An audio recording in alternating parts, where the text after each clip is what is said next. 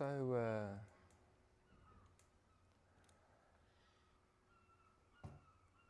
yesterday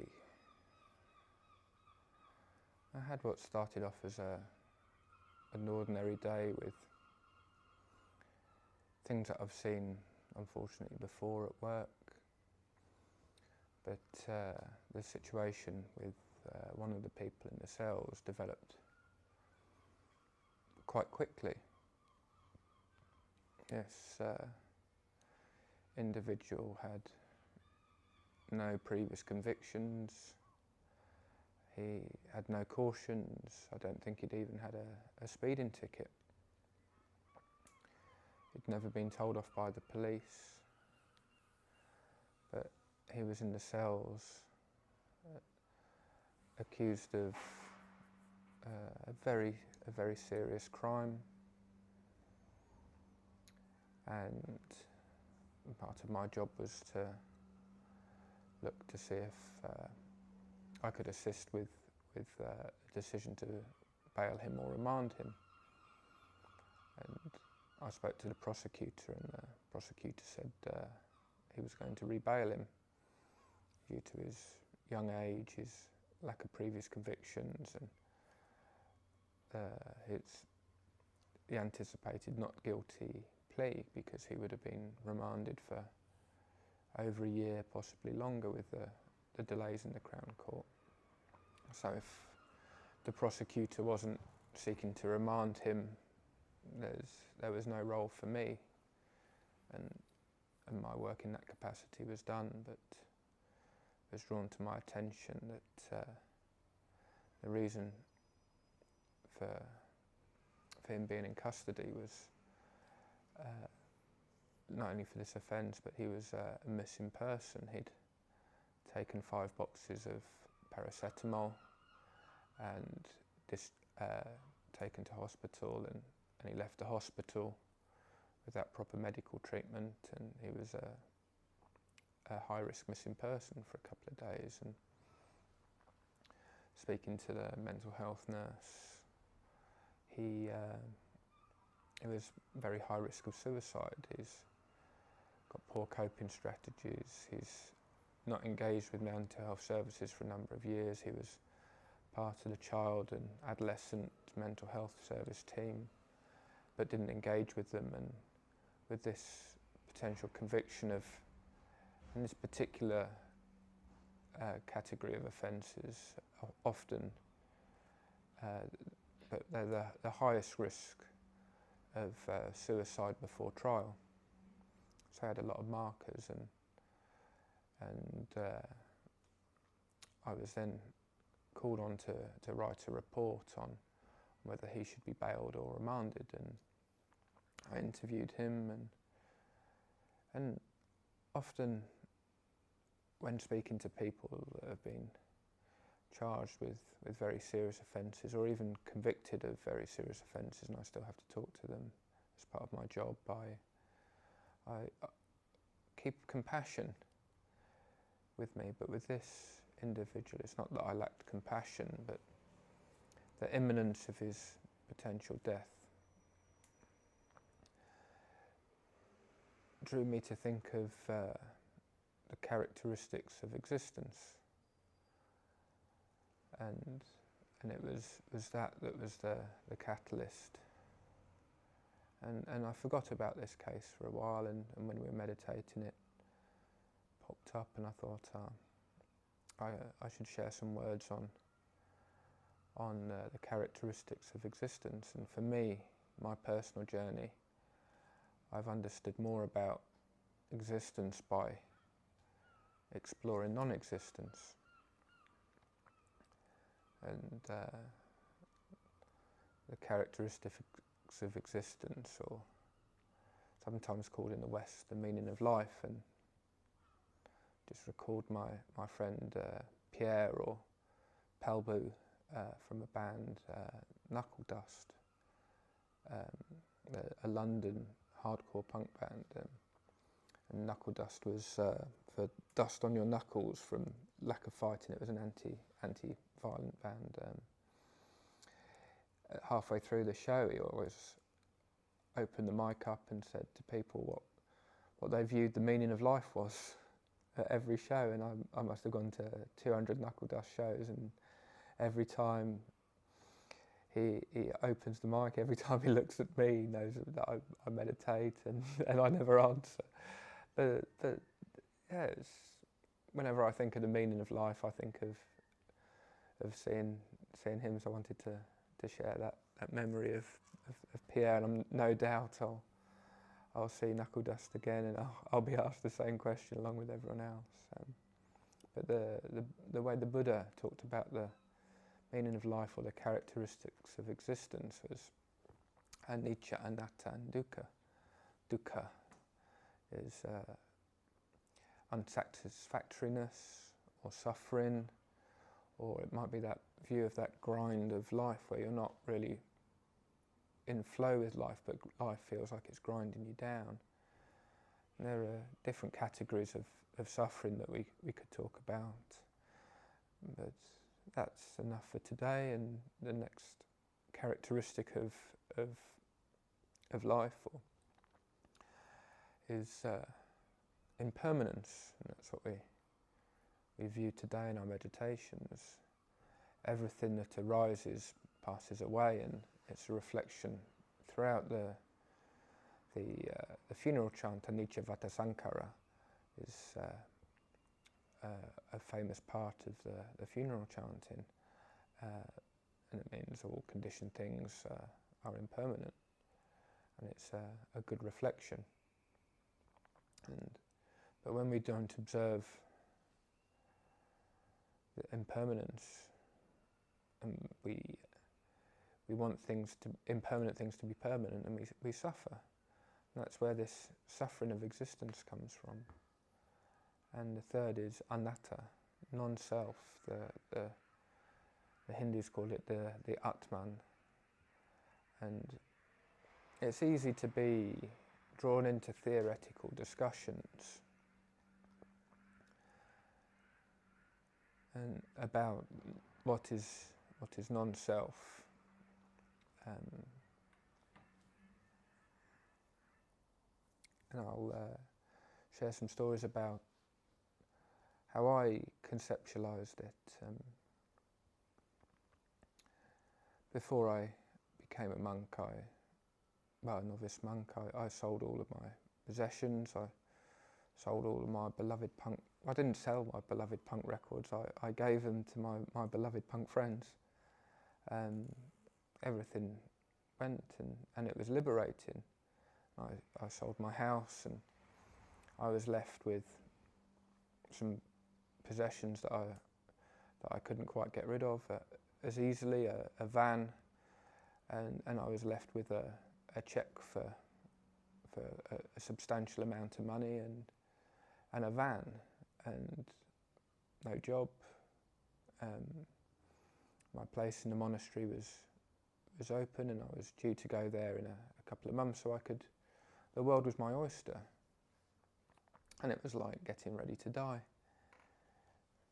It was, what would I like to do? Now I've got enough money to do whatever I want. I could buy a reasonably new Porsche and crash it into a wall if I wanted. I could do almost anything, and I did do some things, but I ran out of ideas before I ran out of time, and I think that's important in the context of this. I was meditating quite a lot. I'd obviously enjoyed it, and it was a big part of my life for me to become weary of the material world. And I had nothing when I left the normal people world and went to the monastery. I had nothing that I wanted to achieve, nothing I wanted to do, and it was liberating. It was still during COVID. It was the start of COVID when it happened, and I had to quarantine, and I sat in bliss for 2 weeks. Someone put a plate of food on in front of my door, knocked on the door, and walked away. I never saw that person giving me food for the first 2 weeks. And this particular person giving me food was so humble, he didn't even tell me it was him. I was in the monastery for 2 weeks before I found out who I could thank. And my meditation in the monastery grew stronger, and it got to a point where I went from not having anything to do to states of bliss, and then not having anything to live for. There was nothing to do. I found out there was just sitting, and after the bliss and the deep meditations where with insight came this strong urge to hang myself. And it was during a meditation retreat. I'd been there a number of months, and I was now around 2 months into a meditation retreat, and I was observing my mind, my thoughts, and every time I lost concentration, my mind would go and it would visualise the ropes in the blue rope in the workshop, and I'd blink, and I'd without trying it, my mind would be drawn to tying the knots, and I sat there, and it was a struggle.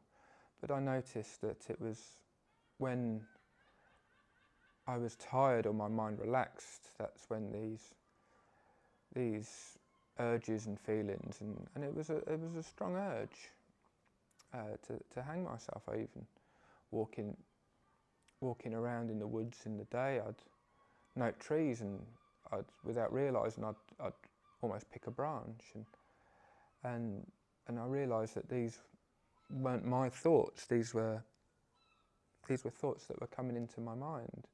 This was my brain trying to understand where I was. I was in a place where I had nothing to live for. So then the logical thing, if you have got nothing to live for, your brain turns to dying. And I stayed for 3 days in this place observing the body, and it was hard. There was periods where I'd sit and with my in the corner of a room and cry for a couple of hours, and the only thing that would happen was a monk would come up to me and tell me that I was sitting in an inappropriate, I can't remember the word, an unallowed position. I wasn't allowed to hug my knees and cry. I should sit in cross-legged and cry instead. And the monastic world can be quite tough like that. And I sat through it, and I realised that just because I had nothing to live for didn't mean I couldn't enjoy things, and I could still live, and something broke, and that those feelings of and desires to vibhavatana, the desire for annihilation, ceased, and I realised I could still live, and actually it was probably the most fortunate thing that I've gone through, to sit through that feeling. And life, a lot of things when you're contemplating suicide seem trivial, but then when you realise that you can live as if you're dead, live without fear, live without worry, live without harm, you look at what's left, and I found that what was left was kindness. I thought, well, if I'm going to kill myself, I need to write a letter and explain to people that are close to me that it wasn't their fault. And I didn't physically write them, but I wrote letters I wrote a letter to my sister in my head 100 times, trying to explain exactly the right way to say that she shouldn't feel sad. This was a decision just for me, and writing those letters, you realise that kindness was what was left underneath it, and you can live a really meaningful life when you drop this. And I realised what I was doing. I was dropping this me story, and there was this almost like an ego death, not in a major enlightened way, but this just tiny crack in ego for me of wanting to die led to me wanting to live for others and not for myself. And I was really fortunate that I had the time and the space, and I was encouraged to just sit through it. And it's a dangerous thing to do, and I wouldn't really encourage anyone else to do it. And I'd certainly encourage people to seek help if they're feeling that way. And there are casualties on every meditation retreat. There were a number of people that disrobed with psychosis, and we were all struggling. And when some of the people around you are suffering from psychosis, and you're having visions of suicide, it's not a nice place to be. But I was lucky that I got through it, and I found that there was a lot of benefit to sitting through that, and I found that that when you can contemplate life and death in that way, and this feeling of not self becomes really real when the non-self is telling you to hang yourself, and you realise it's not you, it's just the habit of the mind. The mind is trying to analyse a problem, and it's just constantly thinking, and those thoughts happened when I stopped thinking. And so this vibhava tanha, the craving for annihilation, and the characteristics of existence, can become very real. And I try and speak from that realness, that direct observation, which is what Theravadan Buddhism encourages. It doesn't encourage scholarly Buddhism. It encourages working with what you know and the sensations of your body, not the sensations of an enlightened body or the thoughts and feelings of an enlightened person. It's your direct experience, and that was my direct experience of really understanding the nature of existence by contemplating the nature of non-existence. And since then I've lived in a way that's for other people, but without fear of consequences, which if you speak to my manager, I'm sure you'd see how frustrating it can be to work under, to manage someone without a fear of consequences of his actions when he conducts himself. And for me, I feel liberated that I can speak truthfully without worrying about repercussions. If I'm speaking with kindness and love and truth, then I don't worry so much, rather than other people who are afraid to speak kindness and love and truth for fear of repercussions. So me, in the outside normal people world, again, there is some sort of difficulty with living in this way, and I do find myself in funny situations, but I wouldn't change it for the world. This feeling of liberation, of worry and fearless. Being fearless doesn't mean courageous, it doesn't mean tough, it doesn't mean you'd walk into a pub full of football hooligans. It means an absence of worry, absence of fear, and I'm really grateful that I've now, for the moment, I've got some sort of lasting, however long it lasts, absence of fear, and I just wanted to share that. I don't know how long I've been talking, but not too long, but yeah. 20 minutes, not too long. But yeah, those are my thoughts for today. Anna Rodin, I thank you for listening in this heat.